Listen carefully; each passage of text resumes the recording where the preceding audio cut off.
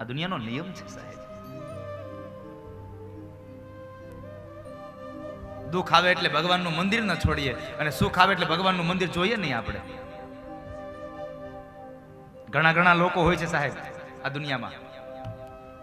ઘણા મને કે અરે દાદા ભગવાન જેવું કઈ છે જ નહીં આ દુનિયામાં. ભગવાન જેવું કઈ છે જ નહીં. એ ક્યારે બોલી શકાય? તારી પાસે પૈસો છે અને તારામાં યુવાની છે ને ત્યારે, જ્યારે આ શરીર સ્થૂળ બનશે ને ત્યારે તને સમજાઈ જશે ભગવાન તો છે જ.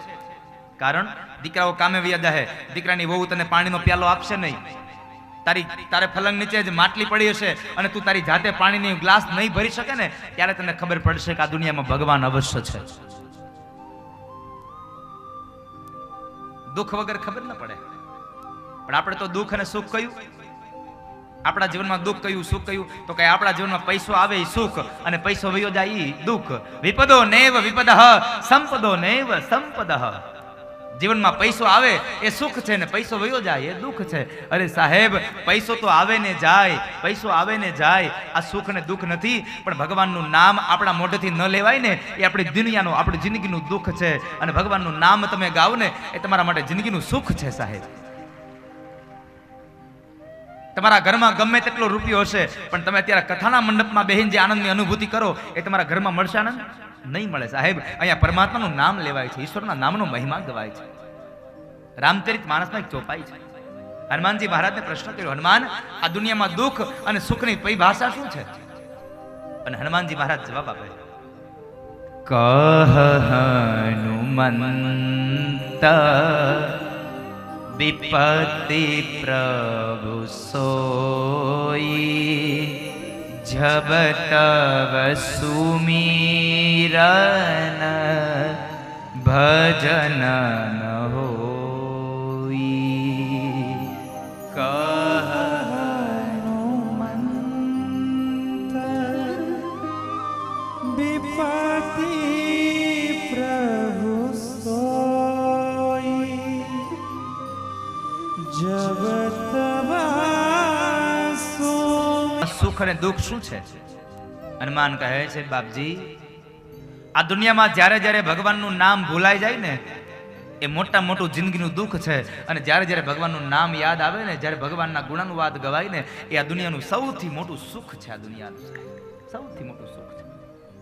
જબ તવ સુમીરન ભજન ન હો. જ્યારે જ્યારે ભગવાનનું ભજન ન થાય એ દુનિયાનું સૌથી મોટું દુઃખ છે. માતા કુંતા ભગવાનને પ્રાર્થના કરે,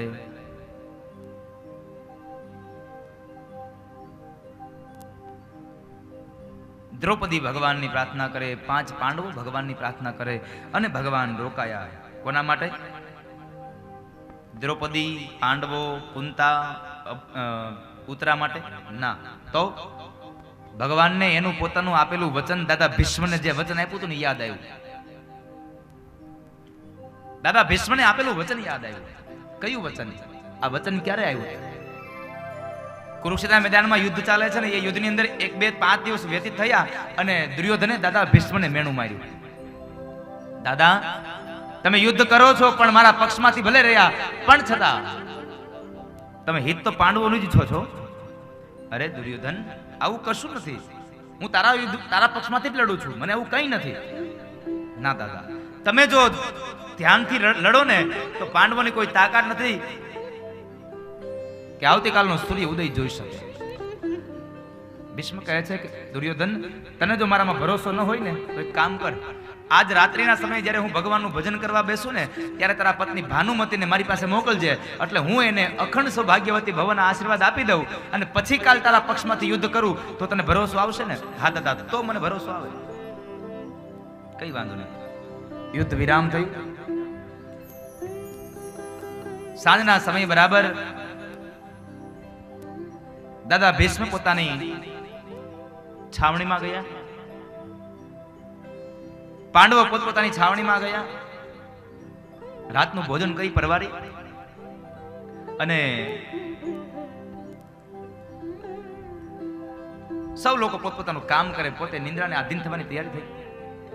એ સમયે બધા જ્યારે સુવા માટે ગયા ને ત્યારે દ્રૌપદી જ્યાં સુતા છે ને ત્યાં ભગવાન કૃષ્ણ આવ્યા. આ દુનિયાનો સૌથી મોટો રાજકારણી માણસ. હા, કૃષ્ણ જેવો રાજકારણી કોઈ થયો નથી અને ભવિષ્યમાં ક્યારેય કોઈ થશે નહીં. શું કામે સાંભળજો. દાદા ભીષ્મએ કોને કહ્યું હતું? દુર્યોધનને, તારી પત્નીને મોકલજે. પણ ભાનુમતી જાય તે પહેલા ભગવાન દ્રૌપદી પાસે આવ્યા, દ્રૌપદીને જગાડ્યા, જાગો. દ્રૌપદી કે પણ શું છે, બહાર જવાનું છે, ચાલો. અરે પણ અત્યારે મધ્યરાત્રિ, હા જવાનું છે, ચાલો. દ્રૌપદી નીકળ્યા છે. ભગવાને શું કહ્યું? જરૂર પડી તો ભગવાન દ્વારપાળ બન્યા, ભગવાન નોકર બન્યા છે, ભગવાન ચાકર બન્યા છે. માથા ઉપર ફાળિયું વીટાવ્યું, કાળી કામળી ઓઢી, એક હાથમાં ફાનસ લીધું અને એક હાથમાં લાકડી લીધી. આગળ ભગવાન કૃષ્ણ ચાલે અને પાછળ પાછળ દ્રૌપદી ચાલે છે. દાદા ભીષ્મના છાવણી પાસે આવ્યા, ઉભા રહ્યા. ત્યાં ઉભા રહી અને એ સમયે ભગવાન કૃષ્ણ કહે છે, જાઓ અંદર ઓરડામાં. દાદાને પગે લાગી આવું. દ્રૌપદી બહાર, ભગવાન ઉભા રહ્યા, દ્રૌપદી અંદર ગયા અને સ્ત્રી આવ્યા છે, આવો જણા અણસાડ આવ્યો દાદા ભીષ્મને. જઈને દ્રૌપદી પગે લાગ્યા, ખોળો પાથરીને પગે લાગ્યા. એટલે એ જ સમયે ભીષ્મએ આશીર્વાદ આપી દીધા, કારણ કે એને તો હતું જ કે દુર્યોધનને કીધું છે એટલે ભાનુમતી આવશે, એટલે એને એમ કે ભાનુમતી આવ્યા છે, એને જોયું નહીં અને બંધ આંખમાં આશીર્વાદ આપી દીધા, અખંડ સૌભાગ્યવતી ભવ.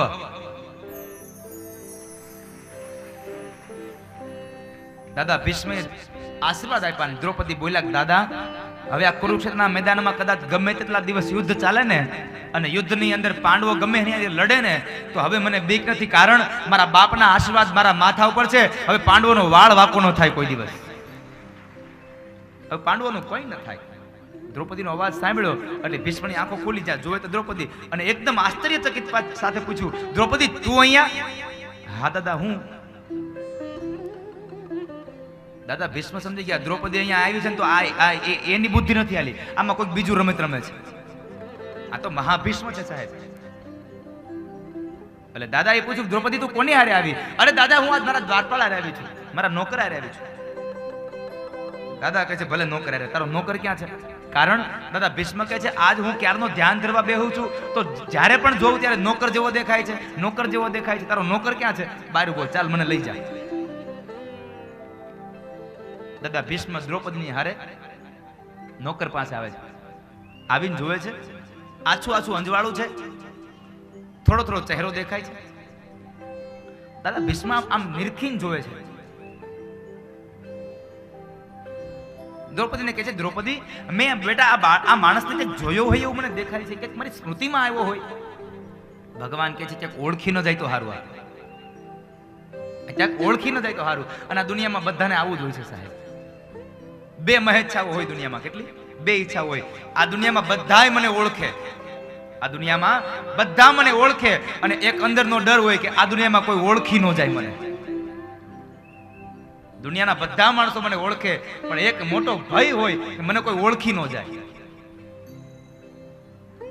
ભગવાન જરા નીચે જોઈ ગયા, દાદાથી ન રેવાયું એટલે માથા ઉપરની કામળી ઉતારી, ઉપરનું બાંધેલું ફાળિયું ઉતાર્યું અને જે ફાનસ નજીક લાવીને જ્યાં જોવે તો ઓહો, ભગવાનની લહેરાઈ, એ જુલ્ફો લહેરાઈ ગઈ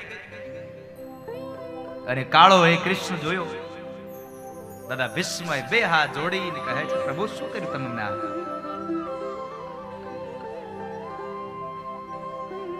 તમે મારી પૂજાનું મને આ પરિણામ આપ્યું, તમે મને છેતરી ગયા છો. ભગવાન કહે છે, દાદા મેં તમને છેતરા નથી, મારે જે મારા કર્મની અંદર કરવું જોઈતું હતું એ મેં કર્યું છે, મારે જે કરવું જોઈએ મેં કર્યું છે. ધર્મ માટે મારે જે કરવું પડે તે કર્યું છે. પણ તમારી પૂજાથી હું ખૂબ રાજી થયો છું, માટે તમારે જે વરદાન જોઈ માગી લો.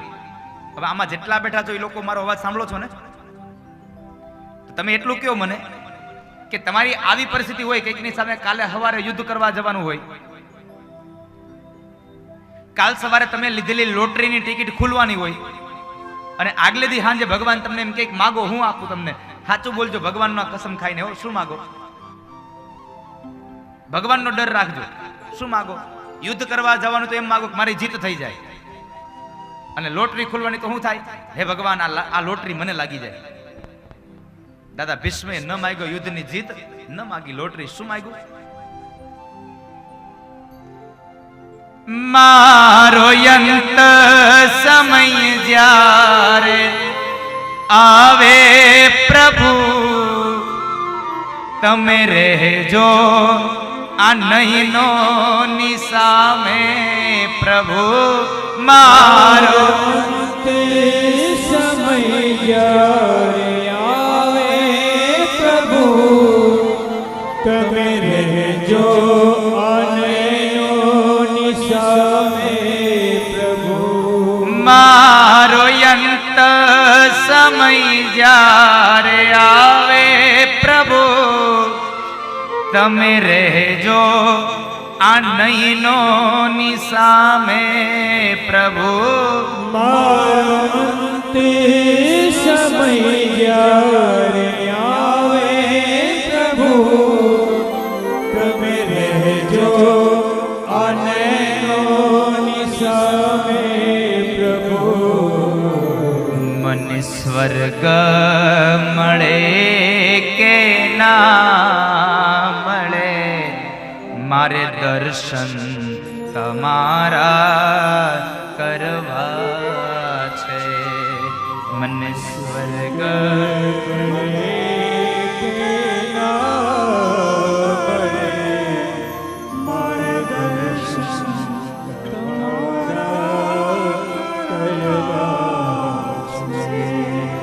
મુક્તિ મળે કે ના મળે મારે ભક્તિ તમારી કરવી છે